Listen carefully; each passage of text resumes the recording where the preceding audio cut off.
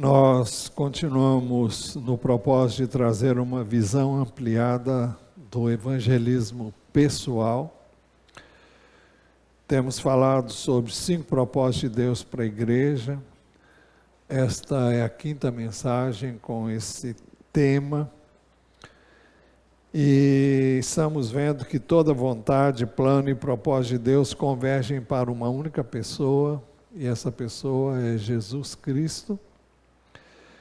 Por isso que Efésios 1, 9 e 10 dizem, Ele nos revelou o mistério da sua vontade. Vontade aqui é do Pai, segundo o seu propósito que Ele apresentou em Cristo, de fazer convergir, ir na direção dEle, colocá-lo como centro, de fazer convergir nele na dispensação da plenitude dos tempos. É quando Jesus veio, todas as coisas, tanto as do céu como as da terra. Vimos também que Deus revelou na sua palavra, a sua vontade, o seu plano e os seus propósitos para a igreja. Por isso que o verso 11 diz, em Cristo fomos também feitos herança, predestinados segundo o propósito daquele que faz todas as coisas conforme o conselho da sua vontade. Quando ele diz em Cristo também, em Cristo fomos também feitos herança. Ele está se referindo à igreja que foi predestinada segundo o seu propósito, conforme o conselho da sua vontade. Por isso, temos visto que por estar ligada a Cristo, por isso que o livro de Efésios usa 2 figuras, uma delas é a do corpo de Cristo, do qual ele é o cabeça e nós somos seus membros, e como estamos ligados a Cristo, por meio de uma aliança de sangue, a igreja está diretamente envolvida em toda a vontade, plano e propósito de Deus, para Jesus e para a igreja que é inseparável de Jesus. A igreja está em Jesus e Jesus está na igreja. Qualquer pessoa que ignore isso está ignorando o propósito de Deus para mim, para você, para a sua igreja. Por isso estamos vendo 5 propósitos de Deus para a igreja. O primeiro é sermos e vivermos para o louvor da glória de Deus. O segundo é sermos santos e irrepreensíveis diante dele e ficou errado aqui, e aperfeiçoados na sua palavra. Terceiro, expressarmos a vida de Cristo por meio da unidade da igreja. Em quarto lugar, expressarmos o amor de Cristo através da igreja. Por que tudo através da igreja? Porque a igreja é o corpo de Cristo. É a maneira pela qual Jesus se manifesta aqui na terra.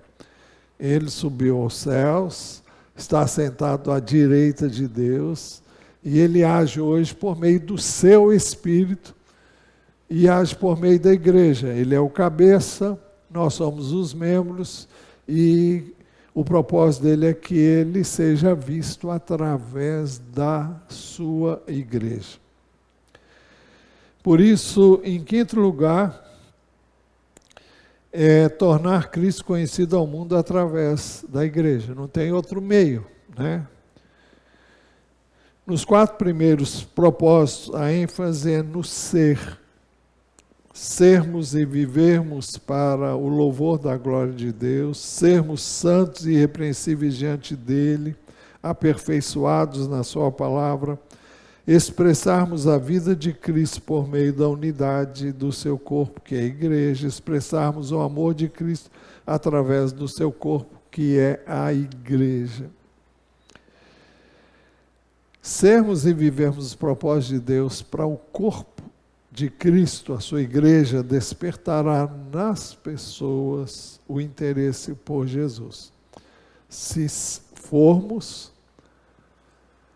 e vivermos esses propósitos. Então nós vamos despertar nas pessoas o interesse por Jesus, porque ele poderá ser visto, encontrado na sua igreja. É por isso que o quinto propósito de Deus para a igreja é tornar Cristo conhecido ao mundo através da igreja. Então vejamos, após a sua ressurreição e pouco antes de subir aos céus, Jesus aproximou-se, nós estamos lendo agora Mateus 28, a partir do verso 18. Jesus, aproximando-se, falou-lhes, dizendo: toda a autoridade me foi dada no céu e na terra. De quem Jesus se aproximou? Ele se aproximou dos seus discípulos. Os irmãos observem que quando Jesus, pouco antes de ir à cruz, ele disse que ele, na qualidade de pastor, seria ferido, o pastor seria ferido e as ovelhas seriam dispersas.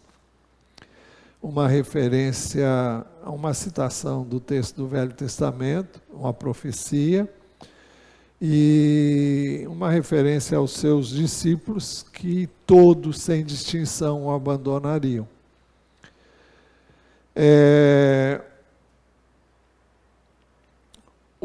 Mateus 28, 16, um pouco antes, diz que os 11 discípulos partiram para a Galiléia, para o monte que Jesus lhes havia designado. Então, a ascensão de Jesus aos céus, precedida por essa ordem que nós vamos examinar aqui, aconteceu na Galiléia. Isso foi predito por Jesus, exatamente quando Jesus disse que ele seria ferido e que as suas ovelhas, referindo-se aos seus discípulos, seriam dispersas. Todo mundo fugiu, todo mundo correu, mas Jesus afirmou antes que isso acontecesse: mas depois da minha ressurreição, irei adiante de vocês para a Galiléia. Então, Jesus fez questão de frisar isso. Eles iam todos tirar o time de campo, iam todos fugir, iam todos se esgueirar de estar com Jesus no momento mais difícil da vida dele, terrena. Mas ainda assim Jesus viria ao encontro deles e marcou um encontro com eles na Galiléia. E é lá que está acontecendo esse encontro, né? E Mateus 28, 17 diz: e quando viram Jesus o adoraram, mas alguns duvidaram. Essa declaração de que alguns duvidaram, nós vamos vê-la hoje à noite no Evangelho de Marcos, com a graça de Deus. Mas vamos para o verso 18. Jesus lhes diz: toda autoridade me foi dada no céu e na terra. Toda autoridade me foi dada no céu e na terra. Quem deu essa autoridade para Jesus? É o Pai, não é? Filipenses 2, 9 e 11 dizem assim estes versos: por isso também Deus o exaltou sobremaneira e lhe deu o nome que está acima de todo nome. E lhe deu o nome que está acima de todo nome. Deus o exaltou sobremaneira e lhe deu o nome que está acima de todo nome, para que ao nome de Jesus se dobre todo joelho, nos céus, na terra e debaixo da terra. Quando fala nos céus, é os céus do Senhor. Na terra é onde nós estamos, e debaixo da terra é uma referência ao inferno. Então, Jesus é a autoridade máxima em todo lugar, nos céus, na terra e debaixo da terra. Então ele tem o governo, tem o domínio, tem o poder, tem a autoridade. Toda a autoridade me foi dada nos céus e na terra. É por isso que Efésios 1, 9 e 10, que já lemos hoje, diz: Ele nos revelou o mistério da sua vontade, segundo o seu propósito que Ele apresentou em Cristo, de fazer convergir, dirigir-se para Ele na dispensação da plenitude dos tempos.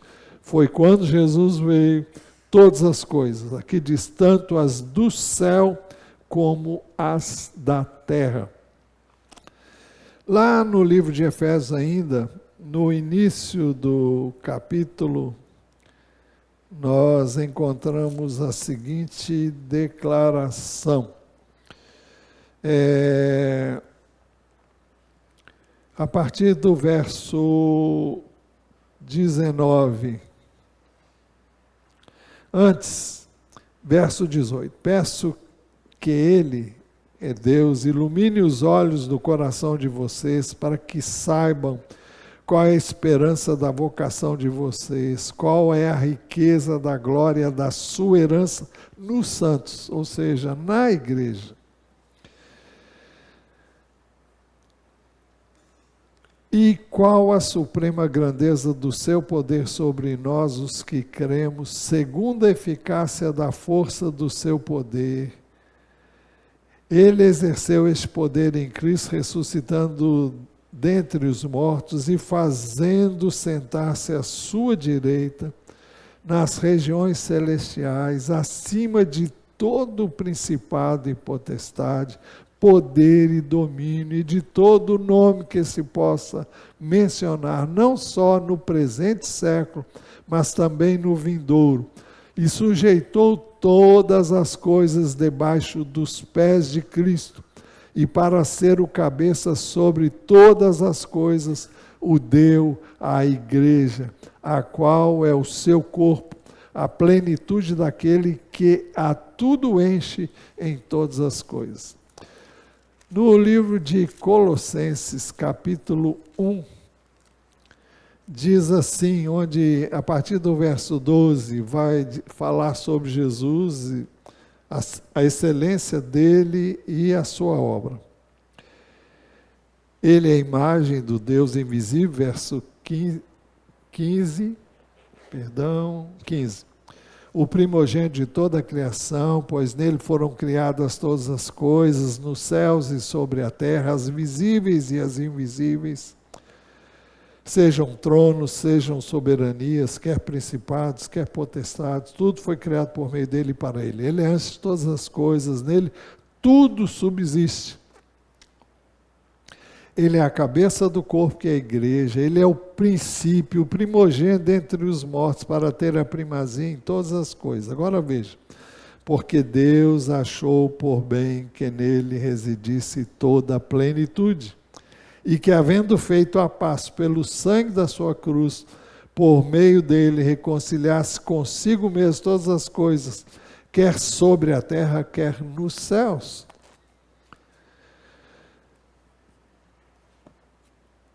Não é sem razão que o texto diz que Jesus declarou: toda a autoridade me foi dada nos céus e na terra.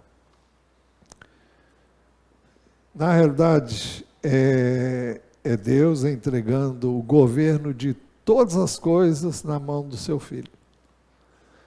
E dizendo: agora é contigo. Nós temos que entender que não existe outro nome igual o de Jesus. Não existe ninguém maior do que ele, porque o próprio Deus o exaltou e lhe deu esse nome. Então, essa autoridade ele a recebeu do Pai depois de passar por tudo que ele passou e realizar aquilo para que o Pai o havia enviado na terra. Logo depois, Jesus ordenou aos seus discípulos 3 coisas. A primeira, que eles fizessem discípulos de todas as nações. Portanto, vão e façam discípulos de todas as nações. O que é um discípulo? É quem recebe e segue as ideias de outra pessoa.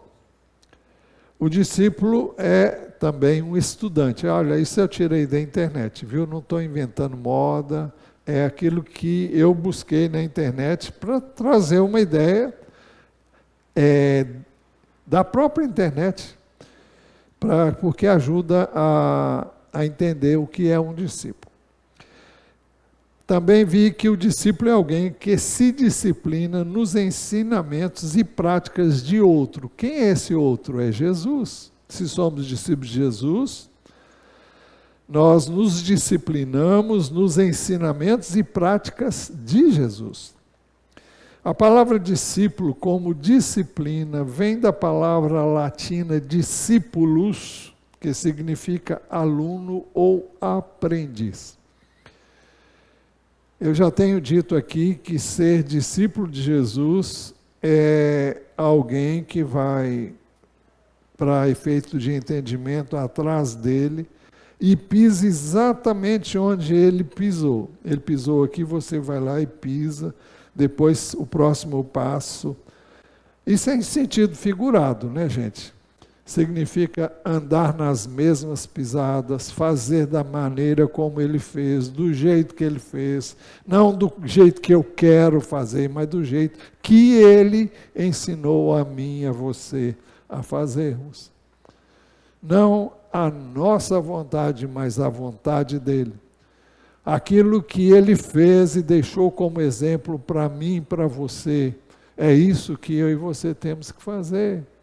Ele veio para ser o modelo, ele é o paradigma que eu devo seguir. Muitas pessoas se decepcionam com as pessoas. Infelizmente, Jesus chamou essas pessoas de pedra de tropeço. E, infelizmente, muitos se deixam levar por aqueles que falham, aqueles que erram. E eu sei que não é desculpa para essas pessoas dizer que o nosso modelo é Cristo, mas é Ele que é o modelo. Eu tenho que olhar para Ele, eu não tenho que olhar para ninguém. Porque não há uma só pessoa perfeita, mas Ele é o meu modelo, Ele é o seu modelo, e é Ele que nós devemos seguir, e é Ele que nós temos que buscar servir. Assim, ser discípulo é aprender, é disciplinar-se. Os que receberam esta ordem, vão e façam discípulos, eram discípulos de quem? Eram discípulos de Jesus. Os discípulos de Jesus foram chamados para fazerem outros discípulos. Discípulos de quem? Dos discípulos? Não, discípulos de Jesus. Para que os discípulos fizessem outros discípulos de Jesus, o que eles precisavam ser antes? Discípulos. Por isso que eles o foram durante 3 anos e meio. Aprendendo com Jesus, andando com Jesus, vivendo com Jesus. Não foram perfeitos, muito pelo contrário, foram pessoas falhas, limitadas, como eu e você somos. Mas, para que eu e você possamos, essa ordem foi dada aos seus discípulos, você vai dizer, mas eram os 11. Você vai ver se são os 11 ou não. Essa ordem é para mim, é para você, e eu vou provar para você que foi dada a mim e a você, e não apenas aqueles 11 que sobraram dos 12, porque um traiu Jesus e caiu fora. Mas, então, depois da ressurreição de Jesus, exatamente depois eram 11.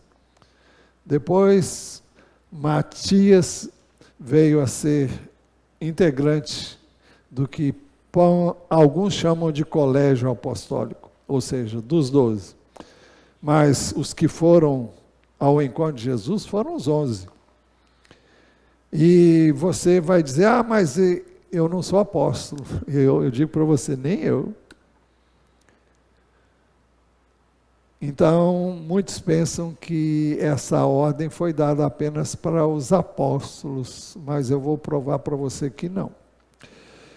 Então, para que os discípulos de Jesus fizessem outros discípulos, eles precisavam ser imitadores de Cristo.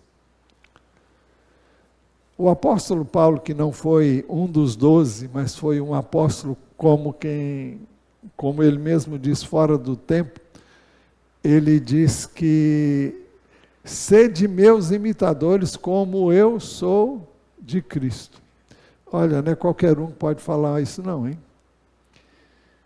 Mas para falarmos isso, nós temos que andar na dependência total dele, porque não há como você viver o evangelho por si mesmo. Não é porque você se esforça, é porque você reconhece que não pode e busca nele o poder para viver. Para que os discípulos fizessem outros discípulos de Jesus, eles precisariam antes ser imitadores, seguidores, aprendizes de Jesus. Por isso que a primeira epístola de João, eu tinha colocado aqui um outro texto, mas eu vou começar por um outro antes dele. 1 de João, capítulo 1, o apóstolo João começa dizendo assim, olha, o que era desde o princípio, é uma referência a Jesus, o que ouvimos, o que vimos com os nossos próprios olhos, o que contemplamos e as nossas mãos apalparam. Olha, colocamos a mão nele, ele é verdadeiro. A respeito do verbo da vida, uma referência novamente a Jesus. E a vida se manifestou. Não apenas alguém que tem vida, mas aquele que é a vida se manifestou. E nós a vimos, e dela damos testemunho, e anunciamos a vocês a vida eterna que estava com o Pai, e nos foi manifestada. O que vimos e ouvimos, anunciamos também a vocês, para que também vocês tenham comunhão conosco. Ora, a nossa comunhão é com o Pai e com o seu Filho Jesus. E escrevemos estas coisas para que a nossa alegria seja completa. O que João desejava é que os destinatários da sua epístola pudessem ter a mesma alegria que eles tinham no seu relacionamento com o Pai e com o Filho. Olha, a nossa comunhão é com o Pai e com o seu Filho Jesus Cristo. Depois, no capítulo 2, ele diz assim, e nisso sabemos que o temos conhecido, se guardarmos os seus mandamentos. Aquele que diz, eu o conheço, mas não guarda os seus mandamentos, esse é mentiroso. E a verdade não está nele. Mas quem guarda a sua palavra, nele verdadeiramente tem sido aperfeiçoado o amor de Deus. O amor de Deus se manifesta quando nós guardamos os mandamentos. Por quê? Porque os mandamentos de Deus se resumem em 2 únicos mandamentos: o amor que devemos a Deus e o amor que devemos uns aos outros. E se você amar dessa maneira, você cumpre todos os mandamentos. Se você amar a Deus com todo o seu coração, toda a sua alma, toda a sua força, todo o seu entendimento, e ao próximo como você deve amar a você, sabendo que Deus ama você apesar de você ser quem é, falho, limitado, humano, de carne e osso. Então nós cumprimos os mandamentos. Aquele que diz eu conheço, mas não guarda os seus mandamentos, esse é mentiroso e a verdade não está nele. Mas quem guarda a sua palavra, nele verdadeiramente tem sido aperfeiçoado ao amor de Deus. Nisto sabemos que estamos nele. Quem diz que permanece nele deve andar, esse deve também andar assim como ele andou. Esse é o propósito de Deus para quem recebe a ordem de fazer discípulos. Primeiro, o discípulo tem que andar como Jesus andou, deve andar, e deve fazer discípulos que andem também como Jesus andou. Eu sei que muitas vezes você pode até pensar, eu desisto. Não desista, mas reconheça que você não pode. É o primeiro passo para você fazer o que Deus manda que eu e você façamos. Não tente, mas reconheça que não posso, eu não posso. Porque a Bíblia diz que eu e você podemos tudo nele. A Bíblia diz que o plano de Deus é que nós vivamos por meio dele. E Jesus diz, sem mim vocês não podem fazer nada. Então, quando Deus dá uma ordem dessa para a gente, quando Jesus diz, toda a autoridade me foi dada no céu e na terra, portanto, vão e façam discípulos de todas as nações, Ele não está me pedindo algo para o qual Ele não vai me capacitar. Foi para isso que Ele nos deu o seu Espírito, é para isso que Ele nos reveste de poder, e para isso nós precisamos reconhecer a nossa necessidade dEle. Fazemos isso quando oramos, quando nos humilhamos, quando jejuamos e dizemos, Deus, eu não posso, mas eu quero. Eu quero viver como Jesus viveu, eu quero andar como Jesus andou, eu quero falar como Jesus falou, eu quero amar como Jesus amou, eu quero perdoar como Jesus perdoou, eu quero obedecer como Jesus obedeceu, até as últimas consequências. Mas Jesus diz, portanto, vão e façam discípulos de todas as nações. Em Atos 1:8, ele diz também, mas vocês receberão poder ao descer sobre vocês o Espírito Santo e serão minhas testemunhas. Não é por força nem por violência, mas é pelo Espírito de Deus. E serão minhas testemunhas, ele disse, em Jerusalém, em toda a Judéia e Samaria e até os confins da terra. É interessante a gente observar que os apóstolos mesmos, eles ficaram praticamente o tempo todo em Jerusalém. E quem cumpriu a missão que Jesus deu aos 11 lá no monte, não foram os 11 propriamente.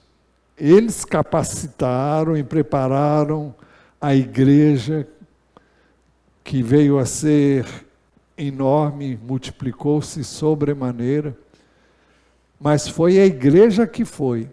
Eu estou dizendo isso não para me eximir, porque eu não sou nem apóstolo. Mas você pode dizer, o pastor está defendendo, não estou defendendo nada. Durante a minha vida toda eu evangelizei muita gente, já pedi a conta de quantas pessoas eu compartilhei a minha fé e levei-as a orar com Cristo pessoalmente. Fora os que aconteceram aqui, e mais foram os que eu evangelizei pessoalmente do que os que foram ganhos aqui através das mensagens. Mas o que eu quero salientar é que quem foi e cumpriu a missão que Jesus deu aos 11 foi a igreja. Isso inclui eu e você. Veja o que diz Atos 8:1. É o dia em que Estevão morreu, é um dia que a igreja foi obrigada a deixar a cidade de Jerusalém. Jesus disse, mas receberão poder ao descer sobre vocês o Espírito Santo e serão minhas testemunhas, tanto em Jerusalém, começando por Jerusalém, como em toda a Judéia e Samaria, e até os confins da terra. Então diz assim o verso capítulo 8, versículo 1, a segunda parte. Naquele dia teve início uma grande perseguição contra a igreja em Jerusalém. Todos, exceto os apóstolos, foram dispersos pelas regiões da Judéia e Samaria. Então a igreja que estava em Jerusalém foi obrigada a sair da comodidade de estar em Jerusalém e foi dispersa pelas regiões da Judéia e Samaria. Judéia era como o estado do Rio de Janeiro. E Samaria seria a nossa igreja aqui, prefeito de entendimento. Ou, no mínimo, a cidade do Rio de Janeiro. Mas nós não somos tão... Jerusalém não era tão grande como é a cidade do Rio de Janeiro naquela época, mas o fato é que a Judéia era como se fosse o estado do Rio e Jerusalém como se fosse a cidade num grau bem menor do que é hoje a cidade do Rio de Janeiro. Então, eles foram obrigados a sair de onde estavam e foram dispersos. É como se todos nós fôssemos dispersos e obrigados a fugir, literalmente fugir, para não morrer, para vários lugares no estado do Rio de Janeiro. Então o texto diz, naquele dia teve início uma grande perseguição contra a igreja de Jerusalém, todos, exceto os apóstolos, eu não sei como é que eles ficaram e por que ficaram, mas eles ficaram. Foram dispersos para a regiões da Judéia e Samaria. Samaria seria como um outro estado vizinho ao nosso. Então, no contexto do povo de Deus, a região de Samaria era também, no passado, pertencia a Israel, o Israel de Deus, e depois veio a ser um lugar ocupado por gentios que vieram de outros lugares, o povo de lá foi levado cativo para outro lugar.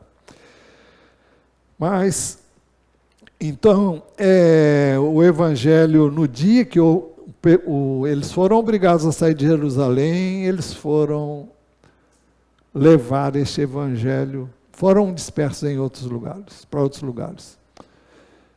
Seria o equivalente ao estado do Rio ou um outro estado vizinho nosso aqui. Atos 8:4. Enquanto isso, os que foram dispersos iam por toda parte pregando a palavra. Todos, exceto os apóstolos, foram por toda parte pregando a palavra. A igreja, nessa altura, tinha mais de 10.000 pessoas. Porque a igreja vai crescendo, depois chegamos a ter 5.000 pessoas, e depois não diz que... nos dá a entender que multiplicava-se o número dos discípulos e não foi mais contado. Então, essas possíveis 10.000 pessoas ou mais, eu não sei quantas, foram dispersos. E por onde iam pregando a palavra. No capítulo 11 de Atos, eu já vi isso tudo com vocês, mas eu estou querendo explicar bem explicadinho as coisas. Atos 11, versos 19 a 21. Diz assim, os que foram dispersos a partir da perseguição que começou com a morte de Estevão, se espalharam até a Fenícia, Chipre e Antioquia. Já não era mais o território de Israel, eram outros países. Eram outros povos. Tudo pertencia a um império romano, mas num contexto atual seriam outros países. Eram países vizinhos, relativamente pertos, mas não tão pertos assim. E eles chegaram à Fenícia, à ilha de Chipre e a Antioquia, que era outra província romana, não anunciando a palavra a ninguém que não fosse judeus. Inicialmente era eles iam falando só para o judeu. Agora o verso 20 diz: alguns deles, porém, que eram de Chipre, ou seja, eles eram oriundos de Chipre, e de Cirene. Cirene ficava no norte da África, mas estavam em Jerusalém. Então, alguns, porém, que eram cidadãos de Chipre e de Cirene, que ficava no norte da África, e que foram até Antioquia, falavam também aos gregos. Então, o evangelho chegou também aos gregos, aqueles que não eram judeus. E quem levou eram aqueles que não eram oriundos da terra de Israel, mas eram judeus que viviam em outros lugares. E veja o que diz o verso 21. A mão do Senhor estava com eles, e muitos, crendo, se converteram ao Senhor. Então foi assim que o evangelho chegou e se espalhou pelo mundo de então. E não foi através dos 12. Teve um apóstolo fora do tempo, Paulo, que na companhia de Barnabé foram chamados, e poderiam ser chamados de os primeiros missionários.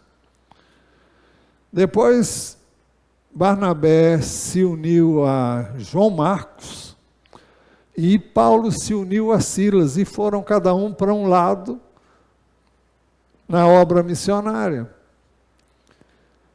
E o evangelho chegou a todas as partes do mundo, conhecido naquela época. Então, Jesus ordenou aos seus discípulos 3 coisas. Já vimos a primeira. A primeira é que eles fossem, fizessem discípulos de todas as nações. Segunda, que os discípulos feitos fossem batizados nas águas em testemunho da sua fé em Jesus. O texto diz: batizando-os em nome do Pai, do Filho e do Espírito Santo. No livro de Marcos, no Evangelho de Marcos, no capítulo 16, esta mesma ordem de Jesus é dada nos seguintes termos: e disse-lhes: vão por todo o mundo e pregam o evangelho a toda criatura. Quem crer e for batizado será salvo. Quem, porém, não crer será condenado.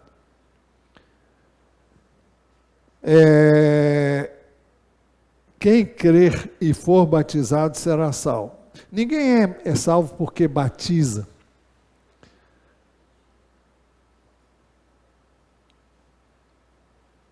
Nós somos salvos porque cremos, e quem crê deve ser batizado. Ninguém batiza para ser salvo, mas batiza porque é salvo. Então, quem crer e for batizado, isso significa que quem crê deve ser batizado. E o batismo é uma manifestação externa de algo que é feito internamente. Não vou me demorar aqui, nem posso entrar em detalhes aqui. Possivelmente, se Deus me der vida e permitir, no culto do próximo domingo à noite, a gente vai examinar exatamente esse trecho de Marcos e teremos a oportunidade de falar mais sobre isso. Mas Jesus ordenou aos seus discípulos 3 coisas. A terceira, que os discípulos fossem ensinados a guardar todas as coisas que Jesus havia ensinado aos seus primeiros discípulos. Os discípulos deviam ser e eram seguidores de Jesus, e deviam fazer seguidores de Jesus, que guardassem a sua palavra, o seu ensino, ou seja, aquilo que eles aprenderam com Jesus, eles deviam transmitir àqueles que fossem feitos discípulos de Jesus. É muito fácil colocar filhos no mundo. A coisa mais fácil é você evangelizar uma pessoa e levá-la a uma decisão. Sabe o que é difícil? É depois que você visita, depois que você ganha essa pessoa, você visitar essa pessoa. Você acompanhar essa pessoa. Você ensinar essa pessoa. Você edificar essa pessoa. Orar por ela. Enfim, acompanhar essa pessoa, porque foi isso que Jesus fez com seus discípulos durante 3 anos e meio.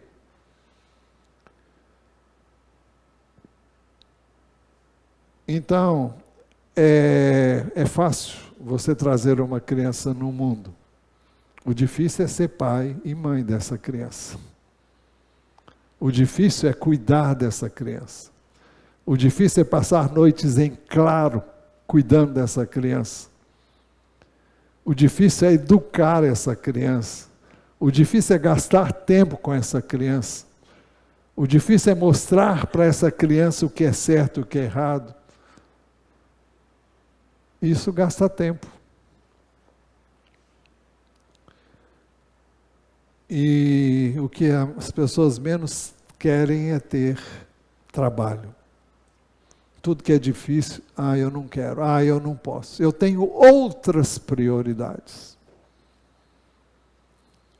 Esquecemos-nos de que prioridade é alcançar pessoas para Jesus. E prioridade é fazer delas discípulos de Jesus. Mas isso exige que você seja discípulo de Jesus.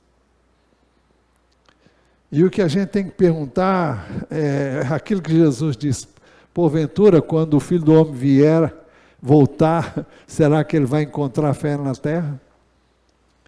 A Bíblia diz que por se multiplicar a iniquidade, o amor de muitos esfriará.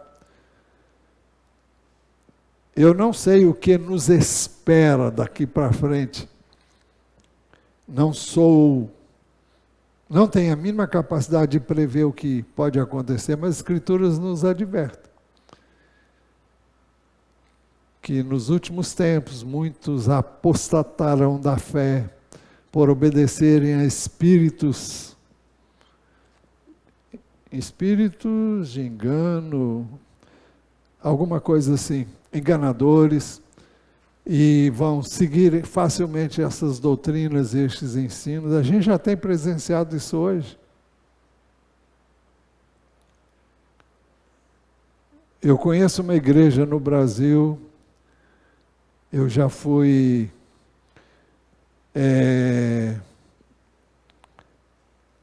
gostava muito de ouvir quem estava à frente dessa igreja, participei de vários congressos, mas hoje vejo uma discrepância total da palavra de Deus. Não obstante, a igreja está assim, cheia de gente que quer o que é ensinado ali, e que não é a palavra de Deus, porque é um evangelho fácil. É um evangelho que não fala da cruz, não fala de morrer para si mesmo, não fala de seguir a Jesus como realmente a palavra de Deus diz. Bem, então Jesus disse que os discípulos feitos fossem ensinados a guardar todas as coisas que Jesus havia ensinado aos seus primeiros discípulos. Ele diz: ensinando-os a guardar todas as coisas que tenho ordenado a vocês. O que eu mandei vocês fazer, vocês vão fazer, vão levar essas pessoas a fazerem também.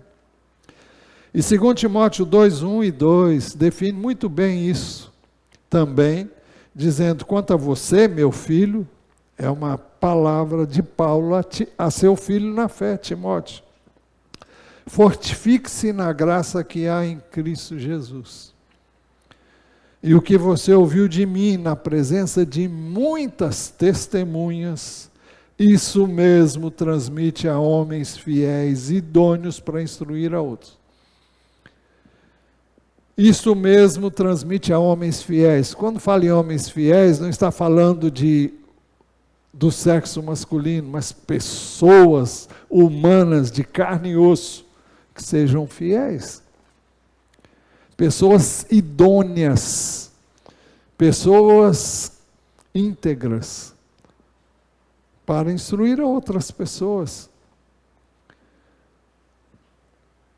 Então, nós somos chamados como igreja para ir fazer discípulos de todas as nações, para batizar esses discípulos em nome do Pai, do Filho e do Espírito Santo. E somos chamados para ensinar essas pessoas todas as coisas. Aliás, todas as coisas não. Ensinando-os a guardar todas as coisas que tenho ordenado a vocês.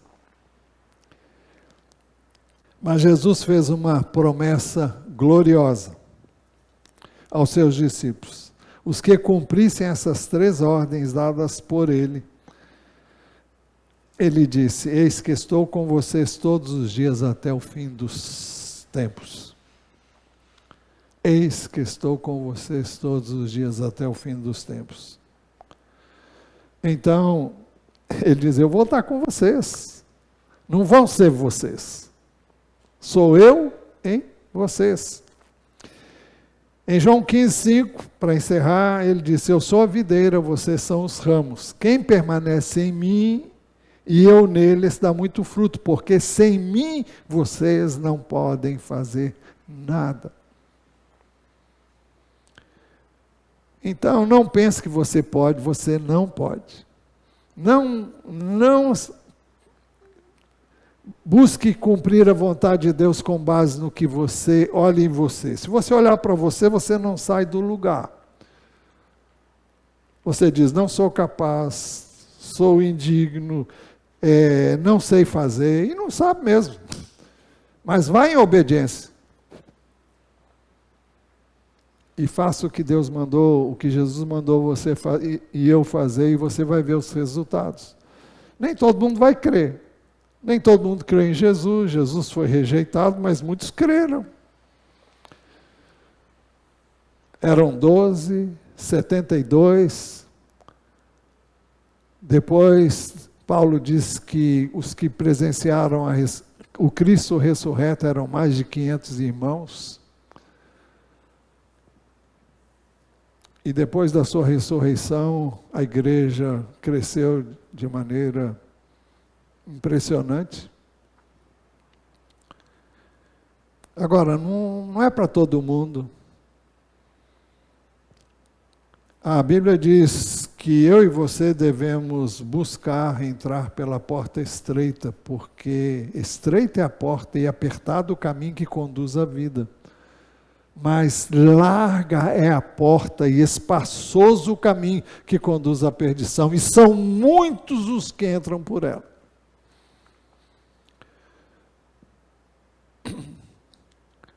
Nós vivemos num mundo de facilidades e as pessoas optam pela facilidade.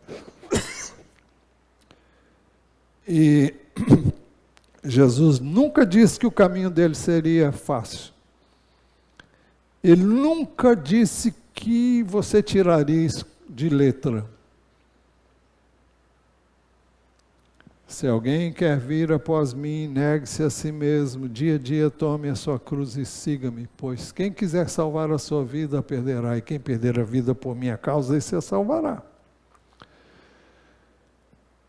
Que adianta você ganhar o mundo inteiro e perder a sua alma? São palavras de Jesus, não são minhas. Conclusão. Eu e você devemos orar desde agora, pedindo que Deus nos dê pessoas, encontros, oportunidades de testemunhar da nossa fé em Jesus. Ore, se Ele te der a oportunidade, então faça o que Ele falou e não tema, porque Ele vai estar com você. Ele disse que vai estar.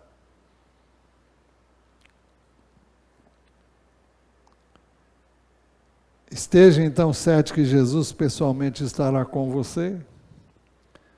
Não há tarefa mais gratificante do que compartilhar Jesus com outras pessoas.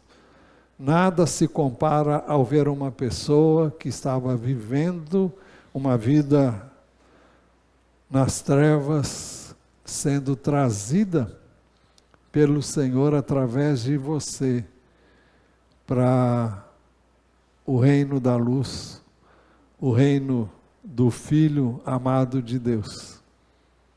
Ele nos libertou do poder das trevas e nos transportou para o reino do seu Filho amado, em quem temos a redenção, a remissão dos pecados. Então, é isso que nós temos que entender.